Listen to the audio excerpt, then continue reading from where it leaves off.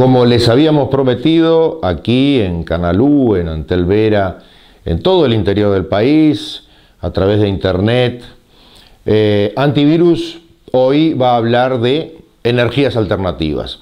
Vamos a descubrir cosas muy interesantes, como por ejemplo que la masa total de viento que tiene el Uruguay es superior a la de todo el continente europeo. Yo no lo sabía, me enteré a través de las entrevistas con ingenieros como Juan Grompone, como Cataldo, como Melani, ingenieros y empresarios que se han jugado a energías alternativas. Vamos a hablar un poco de historia también, los ciclos, cuánto demoran los ciclos de pasar de las pruebas reales hasta la aplicación en una sociedad. A más o menos pasan 50 años en nuestro país, en otros países menos y cada vez menos, pero son los ciclos. Y con nosotros también el ingeniero Roberto Kramerman, que fue un poco el precursor a nivel ministerial del cambio de la matriz energética para el país en el cual vivimos. La energía fotovoltaica es una tecnología que en realidad existe hace muchísimos años, pero bueno, se ha popularizado en los últimos años y aprovecha lo que se llama el efecto fotoeléctrico, es decir, convierte la energía solar en energía eléctrica directamente a través de las células fotovoltaicas. Esto permite simplemente que a partir de la radiación solar, con una superficie fotosensible, transformar en energía eléctrica esta radiación.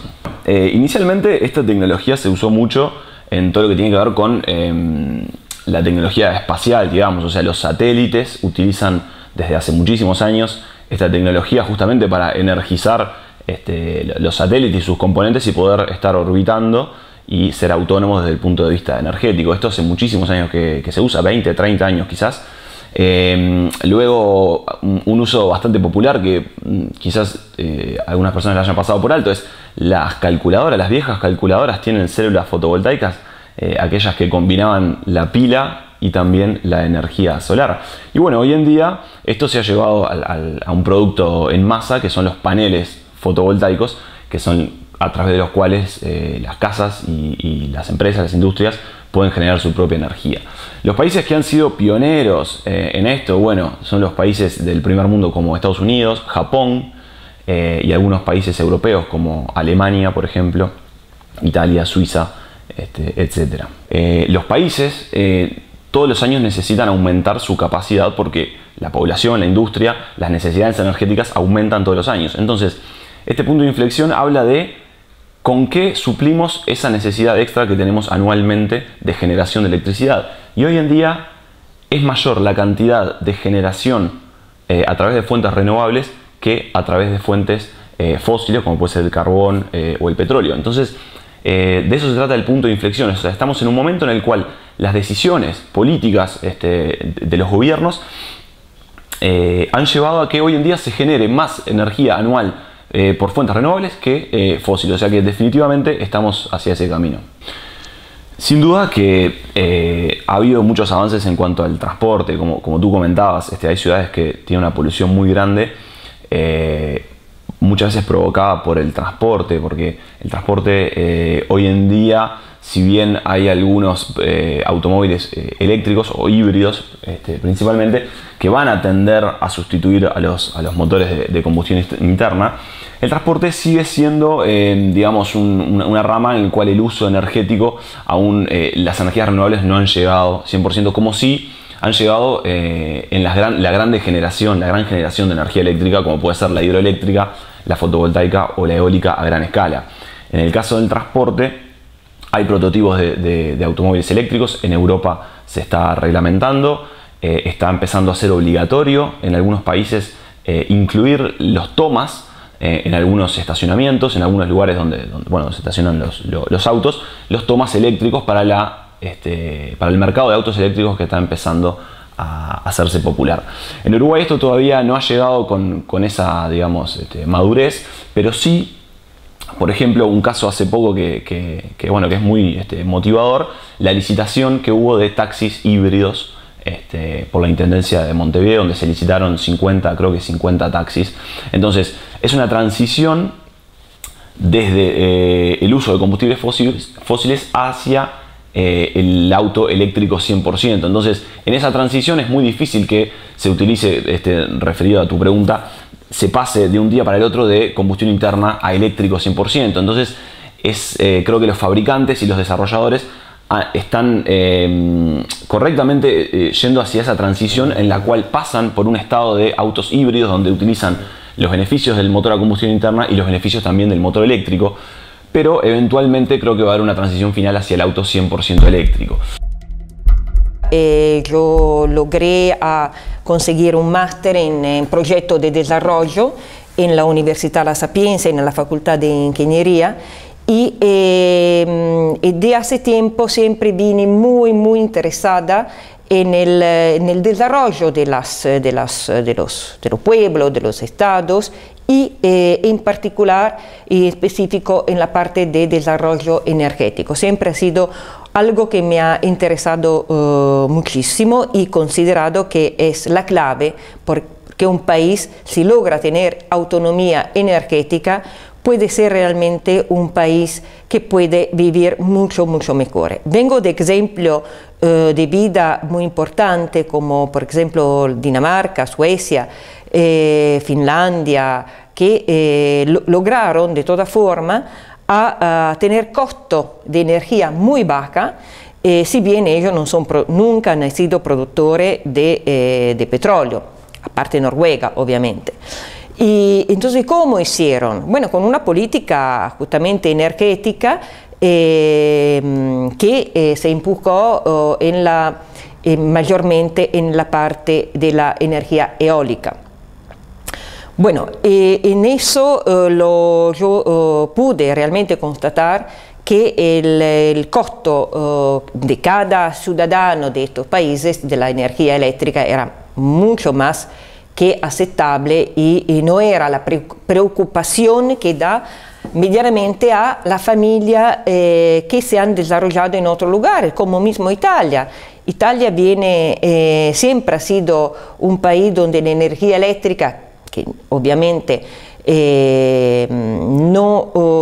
como Uruguay no tiene una producción no muy pequeña de petróleo, y la factura de cada mes grava todavía muchísimo en la familia, pero hace como 15 años que dieron un grandísimo empuje a las posibilidades de tener autoenergía con los paneles fotovoltaicos y con una política de activaciones y de contributos a la familia, a la persona, ¿no?, que instalaban el fotovoltaico. El fotovoltaico, por lo que yo puedo evaluar, seguramente es la energía, creo, la más limpia que hay, porque viene directamente del sol y se transforma en energía eléctrica.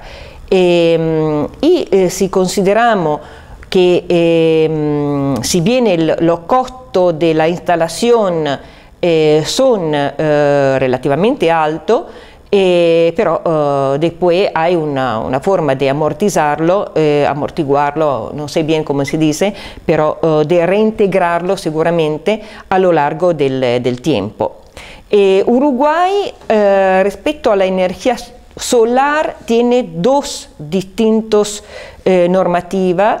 Una que concierne vamos a decir, la ley de energía solar térmica, y otros que dan otras normativas que abarcan más la posibilidad por las empresas de tener facilitaciones a nivel tributario. En definitiva, la energía que consume la humanidad está muy basada en los combustibles fósiles. Y estos combustibles fósiles, el petróleo y el carbón fundamentalmente, son altamente emisores de gas de efecto invernadero, o sea, de precursores muy fuertes del cambio climático, que es una amenaza importante para la humanidad, aun cuando los escenarios no están todavía claramente delimitados al futuro. Y entonces, la emergencia de toda una serie de nuevas tecnologías en las energías renovables, en un momento en donde el petróleo era caro y ahora todavía en un momento donde el petróleo es más barato, aún es muy importante. Tiene algunos países líderes, países del norte de Europa son altamente reconocidos, por ejemplo, por el tema de esta matriz energética llevada más hacia las energías limpias, hacia las energías renovables.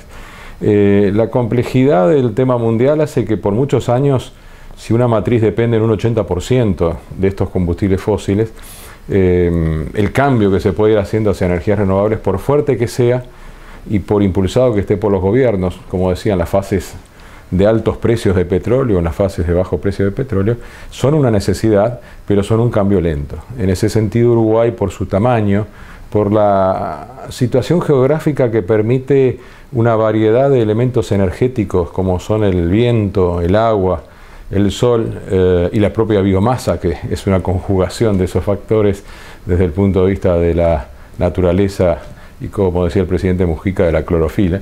En ese sentido, Uruguay ha hecho una apuesta muy fuerte hacia una matriz más amigable.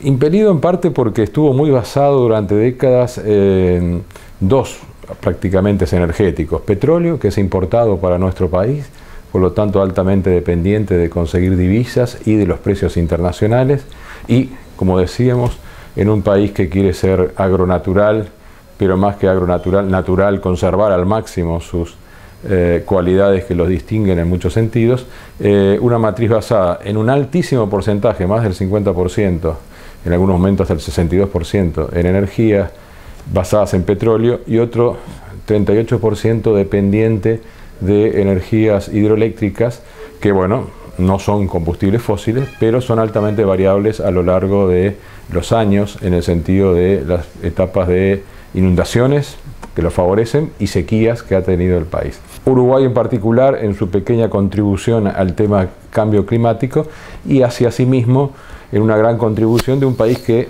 tenía escasez de energía, aunque nunca llegó a cortarla. Somos considerados uno de los países más robustos en ese sentido de América Latina, pero sí con cierta escasez de energía, o basado solo en dos energéticos, uno muy variable en los mercados mundiales, otro muy variable en las condiciones climáticas. De ahí surgió la necesidad clara, que en el 2008 se comenzó con bastante fuerza con un plan energético, había habido acciones previas, y en el 2010 se transformó en un acuerdo multipartidario de transformar la matriz energética como uno de los 4 ejes del plan energético. O sea, con el resto de América Latina compartimos una estructura económica relativamente débil en cuanto a la diversificación de sectores, a la aplicación de tecnología en los sectores y al hecho de tener eslabones que tengan, valga la redundancia, demandas mundiales más estables y no dependientes de los commodities.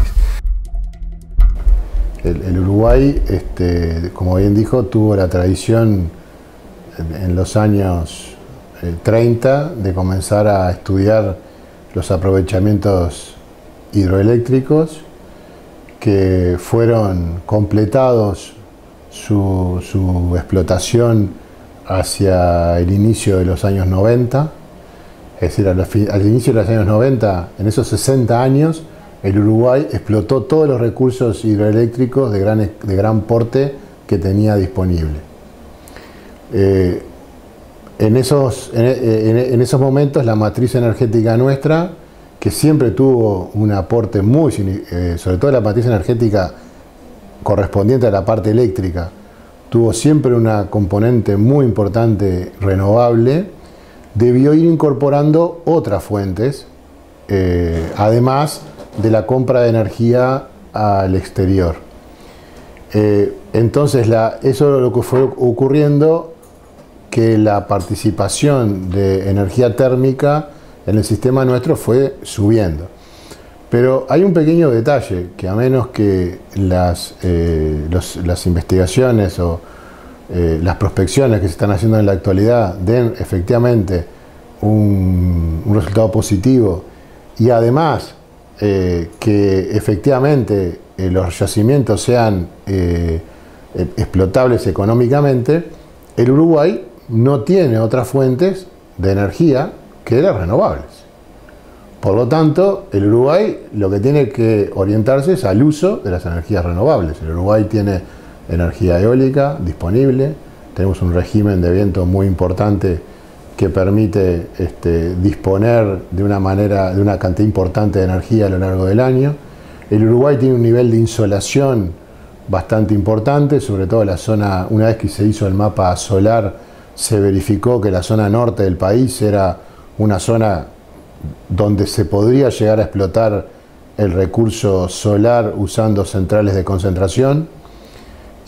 La posibilidad que tenemos de producir biomasa con fines energéticos también es muy importante, especialmente en lo que tiene que ver con el plantío de bosques energéticos.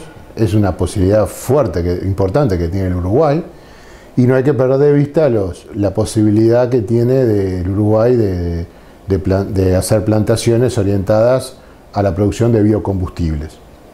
Entonces, el Uruguay tiene una cantidad de energía disponible y son todas de origen renovables. Entonces, entiendo que la participación de las energías renovables en la matriz energética debería ser tal que prácticamente la totalidad de la energía que se consume en Uruguay debería ser de origen renovable.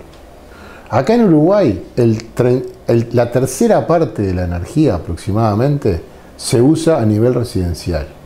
El gran sector, que tal vez al que usted se refiere, que es donde uno tal vez que tiene menos control, es el sector de transporte, que es el otro gran consumidor de energía que tiene el Uruguay.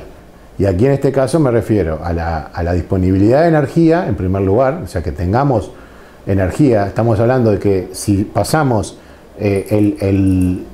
vamos a hacer el ejercicio teórico de pasar el tercio de energía que implica el consumo a nivel de transporte al sector eléctrico. Implica subir un tercio esa cantidad de potencia generada en el sistema de generación eléctrico, que no es un desafío menor, es un gran desafío para un país como el Uruguay. La primer central, creo que de América del Sur, a agua, o sea, producir electricidad a partir de un salto de agua, con la represa del Rincón de Bonete, eso fue una cosa realmente pionera. Y durante un buen periodo de tiempo creo que cumplía con un porcentaje muy alto de la energía que necesitaba el Uruguay. Que sí que el Uruguay empezó casi utilizando energía renovable en forma importante, muy importante. Y fue pionero en eso. Estamos hablando durante la guerra, donde todavía le habían encargado a los alemanes de hacer digamos, las máquinas necesarias para producir energía eléctrica, y no la pudieron mandar por la guerra, y tuvieron que los ingenieros uruguayos aprender, ir a Estados Unidos, que estaba en un periodo bélico, y poder hacer una central nueva prácticamente, que es la que está instalada en el Rincón de Bonete. Quiere decir que el país casi nace con las renovables.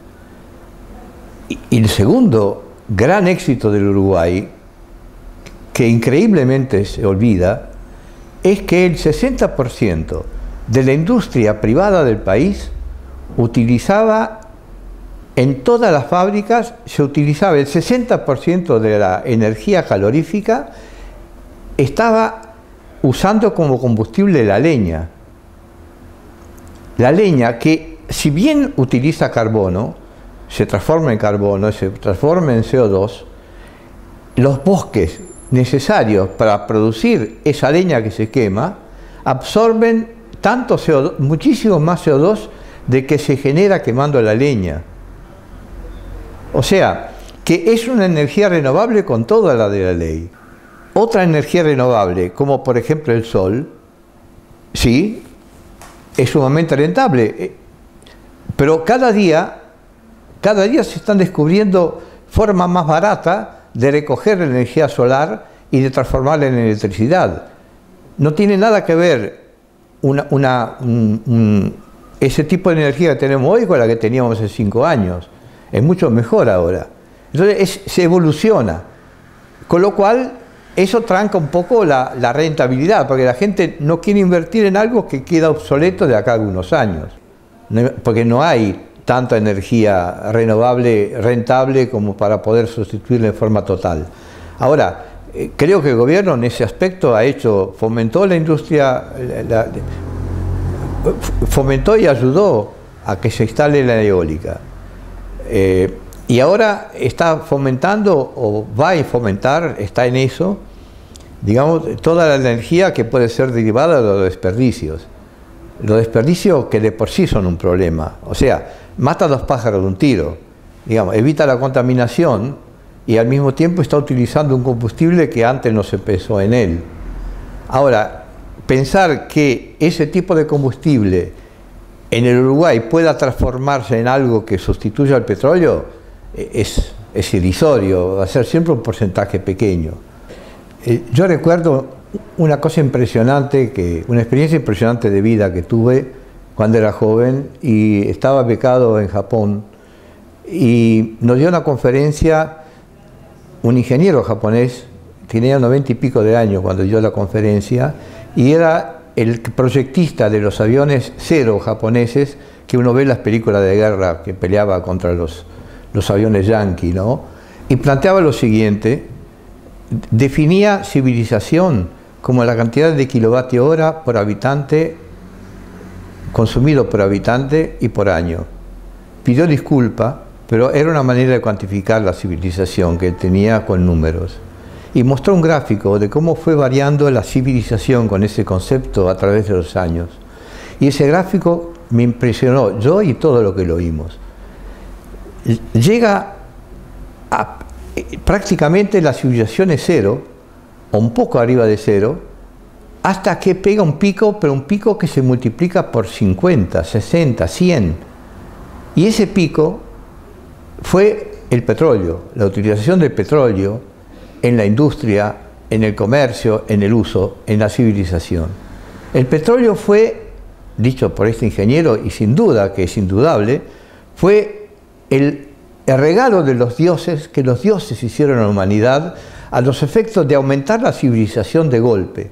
Fue un salto como nunca hubo antes.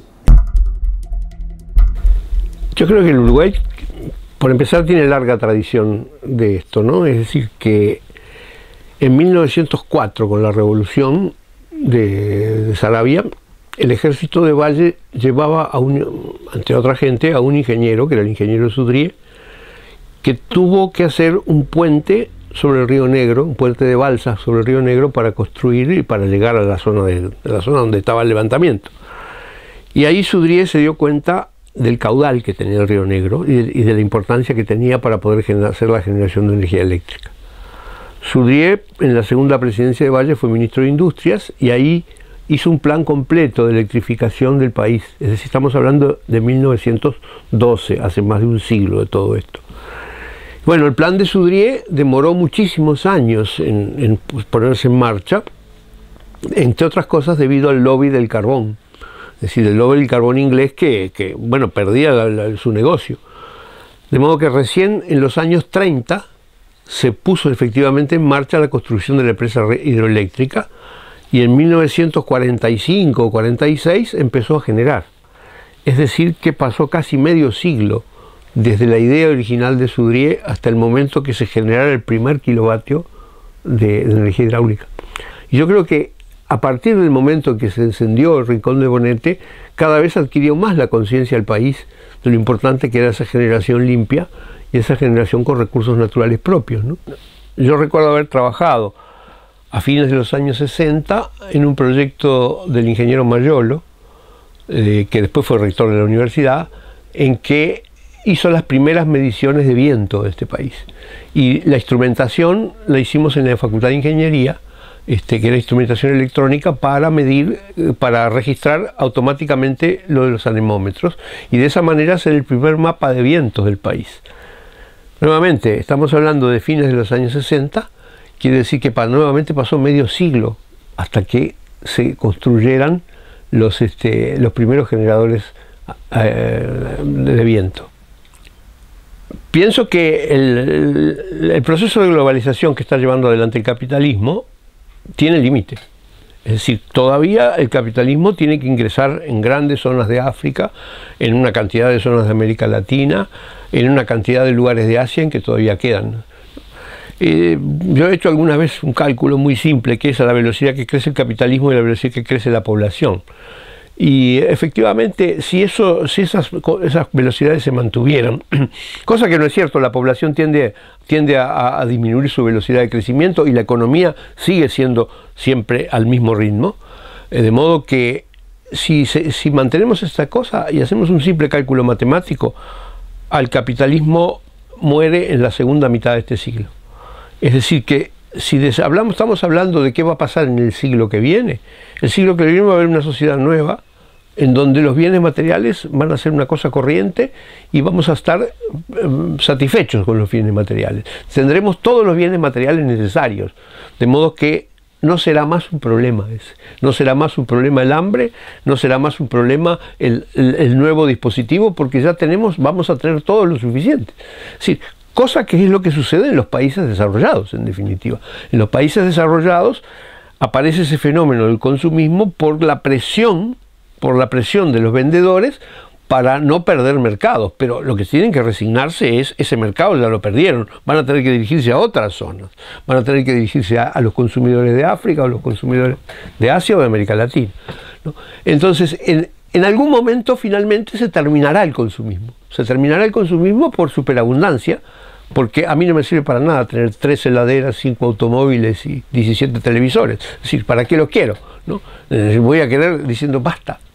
Entonces, en el momento en que la humanidad, en un momento relativamente próximo, que está a 50, 60 o 70 años, la humanidad va a decir, basta, ya tenemos todo lo necesario, no queremos más, ¿no? Creo que eso va a pasar. Amigos, hemos estado con las energías que nos da el mundo, las energías contaminantes y no contaminantes, cómo el Uruguay trata de cambiar su matriz energética en un lapso bastante corto, si miramos las demoras que la historia nos ha acostumbrado. Pero para la próxima vamos a hablar de algo que seguramente les interesa mucho a los jóvenes, a la gente que nació en una sociedad donde el lenguaje es distinto. ¿Qué les parece a ustedes? ¿Es la tecnología que está al servicio del hombre o el hombre al servicio de la tecnología? Nos estamos acostumbrando a estos cambios bruscos, continuos, al cambio del celular cada 3-4 meses, o la computadora hay que cambiarla porque ya hay otro Pentium, ahora no sé ni cómo se llaman. Vamos a verlo en el próximo programa de Antivirus, para pensar con la cabeza.